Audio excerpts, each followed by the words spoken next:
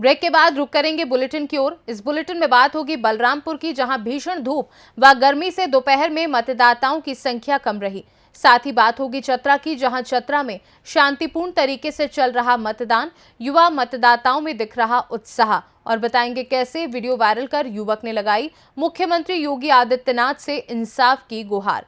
ऐसी तमाम खबरों पर विस्तार से करेंगे चर्चा। खबर बलरामपुर से, जहां विधानसभा उतरौला क्षेत्र में भीषण धूप व गर्मी से दोपहर में मतदाताओं की संख्या कम रही। चुनाव आयोग के अधिकारी पल पल की जानकारी लेते रहे। पुलिस अधीक्षक बलरामपुर ने भारतीय विद्यालय इंटर कॉलेज उतरौला के पिंक बूथ का निरीक्षण किया। उसके बाद विभिन्न मतदान केंद्रों का दौरा किया और कानून व्यवस्था की जानकारी ली। क्षेत्र में कहीं भी कोई अप्रिय घटना का समाचार नहीं है। बलरामपुर से सी न्यूज संवाददाता कमल किशोर गुप्ता की रिपोर्ट।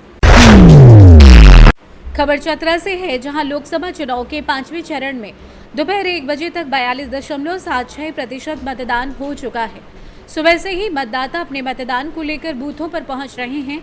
वहीं दूसरी ओर युवा और पहली बार मतदान करने वाले मतदाताओं में मतदान को लेकर खासा उत्साह देखा जा रहा है।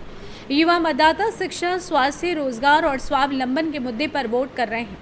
वहीं नए मतदाताओं में पहली बार मतदान को लेकर खूब जोश उत्साह देखा जा रहा है। पहली बार मतदान कर रहे युवा मतदाता प्रगति गुप्ता, दिशा आनंद का कहना है कि खासकर शिक्षा और रोजगार के मुद्दे पर वोट कर रही हैं। स्वाति कुमारी का कहना है कि वो अपने चुने गए प्रत्याशी से रोजगार और शिक्षा के स्तर में बढ़ोतरी की उम्मीद भी रखती है। मेरा नाम प्रगति गुप्ता है और मैंने फर्स्ट टाइम वोट दिया। मेरा एक्सपीरियंस बहुत अच्छा था। बाकी मैं सबसे यही कहना चाहूँगी, जैसे आपने वोट आके सब कोई दीजिए। That's all, thank you. मेरा नाम स्वाति कुमारी है, मैं बीए की स्टूडेंट हूँ। इस बार है सो पहली बार की भांति इस बार अधिक वोट दीजिए, ताकि है सो हमारे देश के नेता चुने जाएं और हमारे देश का विकास हो, ताकि है सो हमारे जितने भी लोग हैं सो अपना वोट अधिकार अपने उनके हाथों में होता है, वो अच्छे से अपना वोट दें। और जितने भी औरत हो या आदमी हो वो अपने घर से निकले और हम पहली बार वोट दे रहे हैं। आप लोग से भी अनुरोध करती हूँ कि आप लोग भी अपना वोट और सोच समझ के दें।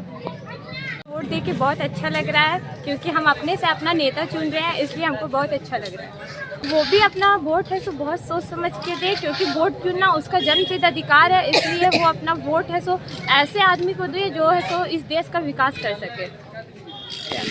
है, मैं एक स्टूडेंट हूँ और मेरा वोटिंग एक्सपीरियंस बहुत अच्छा रहा।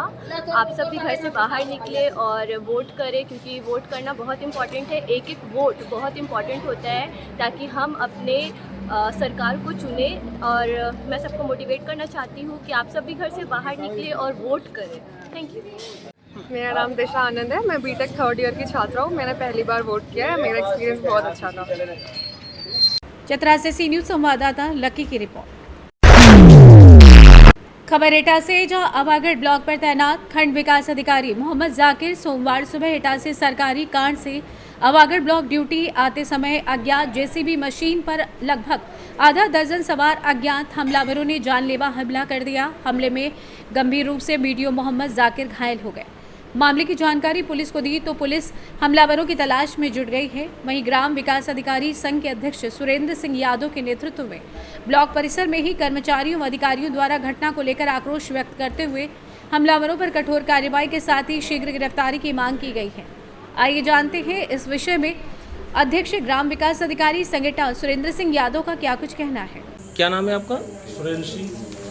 ये बताइए, आज आप लोगों के द्वारा यहाँ पर एक सामूहिक रूप से बैठ करके कोई चिंतन किया गया है, क्या कहना है इस संबंध में, क्या मामला है? ये है कि हमारे बीडीओ साहब को ब्लॉक आते समय रास्ता में घेर करके जेसीबी लगा करके उनकी मार पिटाई की है जी, और उन्हें हथियार भी दिखाया है जान से मारने का। तो इसलिए हम लोगों में भय व्याप्त है और इस घटना के प्रति रोष भी व्याप्त है। हम लोग भयभीत हैं कि हमारे जब बड़े अधिकारी को घेर लिया तो हमारे छोटे कर्मचारी हैं, इनको भी कोई घेर सकता है, मार सकता है। तो हम लोग ऐसे में कैसे नौकरी करेंगे जी। आपकी क्या मांगे हैं? हमारी यही मांग है, जिसने घटना की है वो तुरंत गिरफ्तार हों और उनके खिलाफ जो भी धाराएं बनती हैं उनमें कार्रवाई हो, जेल जाए और हम लोग स्वतंत्र रूप से कार्य कर सकें इस राजकाज में। एटा से सी न्यूज संवाददाता अजय अगरिया की रिपोर्ट। खबर मोतिहारी से है, जहां आगामी 23 मई को दोपहर 1:30 बजे उत्तर प्रदेश के मुख्यमंत्री योगी आदित्यनाथ का सुगौली में आगमन हुआ है, जो सुगौली के धनही महादेव टोला स्थित MJK स्टेडियम में पश्चिमी चंपारण लोकसभा क्षेत्र के NDA प्रत्याशी डॉक्टर संजय जायसवाल के पक्ष में चुनावी सभा को संबोधित करेंगे, जिसकी तैयारी को लेकर NDA समर्थित भाजपा उम्मीदवार से भाजपा के पूर्व प्रदेश अध्यक्ष डॉक्टर संजय जायसवाल, पूर्व मंत्री रामचंद्र सहनी भाजपा कार्यकर्ताओं के साथ कार्यक्रम स्थल का निरीक्षण किया। उन्होंने कार्यक्रम को लेकर रूपरेखा तैयार की। NDA प्रत्याशी जायसवाल ने भाजपा कार्यकर्ताओं को आवश्यक दिशा निर्देश दिए। वहीं यूपी के CM के आगमन की सूचना पर भाजपा कार्यकर्ताओं में काफी हर्ष व उत्साह देखा जा रहा है। आम लोग भी उनके आगमन का बेसब्री से इंतजार कर रहे हैं। मोतिहारी से सी न्यूज संवाददाता वीरेंद्र कुमार गुप्ता की रिपोर्ट। जनपद मुरादाबाद के भोजपुर थाना क्षेत्र के पीपलसाना गांव का मामला है। पीड़ित युवक तहसीन अहमद ने बताया कि उसकी शादी साल 2022 को गांव की ही एक युवती के साथ हुई थी। शादी के बाद रुखसती के 6 महीने की बात कहकर लड़की वालों ने दुल्हन को उसके साथ नहीं भेजा। जब 6 महीने बाद पीड़ित तहसीन ने लड़की पक्ष के लोगों से दुल्हन को अपने साथ ले जाने की बात कही तो बहानेबाजी करने लगे। इस बीच दोनों पक्षों को बैठाकर गाँव के लोगों ने समझाने का प्रयास किया, जिस पर दुल्हन पक्ष लड़की भेजने के लिए तैयार नहीं हुआ और पीड़ित के खिलाफ थाने भोजपुर में झूठा मुकदमा दर्ज करा दिया। पीड़ित का आरोप है कि दुल्हन ने आज तक उसके घर का दरवाजा नहीं देखा, फिर भी उसे झूठे मुकदमे में फंसाया गया है। थाना भोजपुर में तैनात एक दरोगा पीड़ित और उसके परिवार वालों को आए दिन प्रताड़ित करते रहते हैं। इतना ही नहीं, दुल्हन ने अपने पति तहसीन को बिना बताए मुख्यमंत्री सामूहिक विवाह योजना के तहत अपने ही किसी रिश्तेदार से शादी रचा ली है। उसके बाद भी पीड़ित को ससुराल पक्ष के लोग लगातार प्रताड़ित कर रहे हैं। इसी बात से दुखी होकर पीड़ित ने अपना वीडियो वायरल कर सूबे के मुखिया से न्याय की गुहार लगाकर मुकदमे की निष्पक्ष जांच कर दोषियों के खिलाफ कार्रवाई करने की अपील की है। क्या नाम है आपका? मोहम्मद रफीक नाम है मेरा। कहाँ के निवासी? पीपलसाना भोजपुर के रहने वाले हैं। एक प्रकरण है आपके परिवार का, क्या चल रहा है उसमें मामला? चल क्या रहा है, मेरे लड़के को जो है निकाह हुआ था, उसमें जो है इसको टॉर्चर किया जाता बहुत ज़्यादा, और मेरे घर पे भी मतलब है कि बहुत ज़्यादा मतलब है कि करते हैं टॉर्चर। कौन टॉर्चर करता है? पुलिस भी करती है, आए दिन पुलिस भी आती है घर पे। और ये लोग कहते हैं लड़की के माँ बाप। क्या नाम है लड़की के बाप का? शकील। लड़की का है अमरीन। जैसे कि बताया गया है, जो अमरीन है वो क्या आपके घर आई है अब तक? वो शादी के बाद अभी में? तक हमारे घर पर नहीं आई है। अच्छा, आई नहीं आपके हाँ, यहाँ? खाली निकाह हुआ 4-5 में। अच्छा, तो फिर भी वो आपने उन लोगों ने आरोप लगाया है कि दहेज की मांग करते हैं इस तरह का, तो उन लोगों ने आरोप क्यों लगाया आपके ऊपर? तो हमारी कोई मांग नहीं है उसमें, हमारी उसमें कोई मांग नहीं है। हमने तो उनसे ये कह दिया तुम कुछ मत दो, 4 आदमी बुला करके लड़की को भेज दो, मगर वो उन्होंने भेजा ही नहीं आज तक। अच्छा, 2022 को शादी हुई थी, 2024 चल रही है, अभी तक लड़की आपके यहाँ आई नहीं है? बिल्कुल नहीं आई है अभी तक। क्या मांग करते हैं साथ? वो तो ये कह रहे हैं, बोले हम अभी भेजेंगे नहीं। वो तो जब भी कहना उनसे तो बोले क्या मांग करते हैं प्रशासन? प्रशासन से हम ये बात कहते हैं कि हमारे घर लड़की आज तक नहीं आई है, हमें जो है इसकी जांच चाहिए और जो दोषी है उसको सजा मिलनी चाहिए। क्या नाम है आपका? मोहम्मद तहसीन आलम। कहाँ के निवासी हैं? पीपलसाना थाना भोजपुर। एक वीडियो वायरल हो रही है आपकी कि आपकी जो पत्नी है वो आपके घर आई नहीं है और ससुरालियों ने आपके ऊपर केस कर रखे हैं तरह तरह के।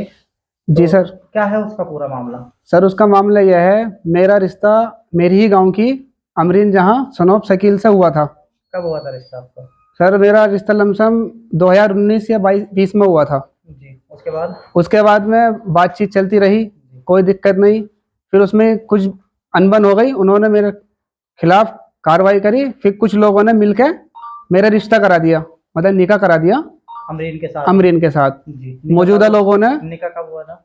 निकाह मेरा 8/6/2022 को हुआ था। जिसकी निकाह की रसीद यह है मेरे पास। 8/6/2022 को मेरा निकाह हुआ था। ग्राम के कुछ लोगों ने मौजूदा ने निकाह कराया था। उसके बाद हमने, हमारे परिवार वालों ने कहा लड़की की रुखसती करो। आज तक रुखसती नहीं करी। उन्होंने कहा हम 6 महीने बाद अपनी बड़ी बेटी की रुखसती करके। किसने कहा था ये कि 6 महीने बाद रुखसती कर देंगे? सर मेरे ससुर शकील ने। अच्छा, फिर क्या हुआ?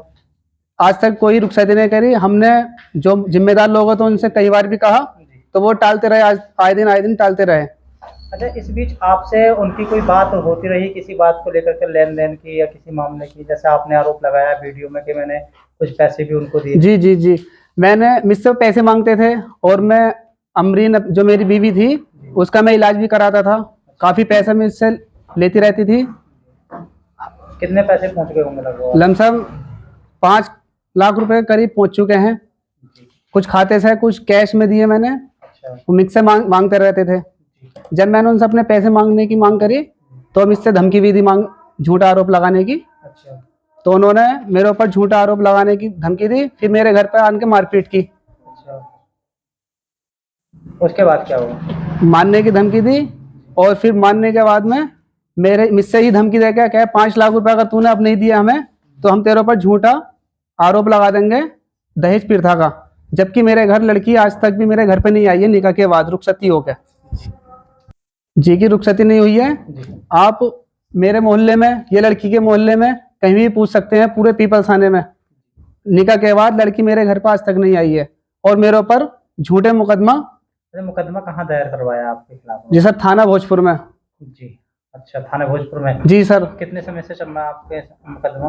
ये सर लमसम अभी 3 साढ़े 3 महीने हुए हैं। 3 महीने। हाँ, और थाने में हमारी कोई सुनवाई नहीं होती। अच्छा, जैसे कि आपने अपने डॉक्यूमेंट्स दिखाए, थाने में गए आप इस चीज़ को लेकर के? जी सर, गए थे थाने में। क्या हुआ? थाने में गए थे, लड़के की कोई सुनवाई नहीं है, लड़की की सुनवाई होती है। एक प्रकरण और बताया आपने कि इसी बीच जो आपकी वाइफ है उन्होंने तो कोई दूसरी शादी कर ली? नहीं, दूसरी शादी नहीं की है उन्होंने। मेरे ना होते हुए मेरे ही उसी बीच में इन्होंने समूह विवाह योजना ली है। अच्छा, आपने एक बात और बताई थी कि इसी बीच उन्होंने, आपकी जो वाइफ है, कोई दूसरी शादी की है मुख्यमंत्री सामूहिक विवाह योजना के तहत। जी सर, उन्होंने अपने, क्या ये बात सही है? जी सर सही है। इन्होंने अपने मेरे भाई मोहम्मद आलम के साथ जाकर सामूहिक विवाह योजना में शादी की है। वहाँ पे जिस तरह से उन्होंने शादी की है, तो आपको क्या लगता है कि वो आपके साथ रह सकती हैं? इसी रहने के उद्देश्य से उन्होंने शादी की है या नहीं रहने के उद्देश्य से शादी की है? सर ये तो अब नहीं है जी। रहने का कोई उसमें है ही नहीं उद्देश्य। अगर रहने का होता तो मेरे साथ ही रहती, शादी नहीं करती। कितना समय हो गया उनके साथ शादी को? ये सर 25/11/2023 को इन्होंने समूह विवाह योजना ली है, उसमें शादी करी है। जी। और अन्य लोग भी हैं, मेरी साली, उनका भी हुआ है, साले का भी हुआ है। इनका नाम है, साली का नाम है समरीन का हुआ है सानिफ के साथ। अच्छा। और इरम का हुआ है साहिल के साथ। आप क्या चाहते हैं अब इस मामले में? जी सर, ये देखो, ये समूह विवाह योजना का इनके। आप क्या चाहते हैं इस मामले में? जी सर, मैं यही चाहता हूँ सरकार से मेरी मांग की जाए। जो मेरी मांग है ये, इस पे मेरे ऊपर जो झूठा केस लगाया है इस पर जांच करके इन पर कार्रवाई सख्त से सख्त करी जाए, नहीं तो मैं मानसिक रूप से पागल हो सकता हूँ। क्या मांग करना चाहेंगे शासन प्रशासन से? सर मेरी मांग यह है, पहली बात तो शासन प्रशासन पर मुझे पूरा भरोसा है। मेरी मांग यह है, जो मेरे ऊपर झूठे आरोप लगाए गए हैं उस पर जांच करके, स्पष्ट जांच करके, जो इसमें दोषी पाए जाएं उन पर सख्त से सख्त कार्रवाई होनी चाहिए। और मेरे घर पे पुलिस प्रशासन और लड़की वालों के विपक्ष से बहुत प्रभावित किया जाता है मुझे, और ज़्यादा ही टॉर्चर बहुत किया जाता है। आए दिन मेरे नाम से झूठी रिपोर्ट है, कभी कहीं अमरीन जहाँ देती रहती है। ये मानसिक रूप से भी आप प्रताड़ित किए गए हैं? जी सर, मेरे हालात ऐसे हो गए हैं, बिल्कुल हालात मेरे बिगड़ चुके हैं। अगर आपको इंसाफ नहीं मिला किसी कारणवश तो क्या होगा? सर तो मैं अपनी जान दे दूंगा और कुछ नहीं कर सकता। मुरादाबाद से सी न्यूज़ संवाददाता जाबिर हुसैन की रिपोर्ट। फिलहाल के लिए बुलेटिन में बस इतना ही। वक्त एक छोटे से ब्रेक का। ब्रेक के उस पार खबरों का सिलसिला लगातार जारी है। आप देखते रहिए सी न्यूज़ भारत।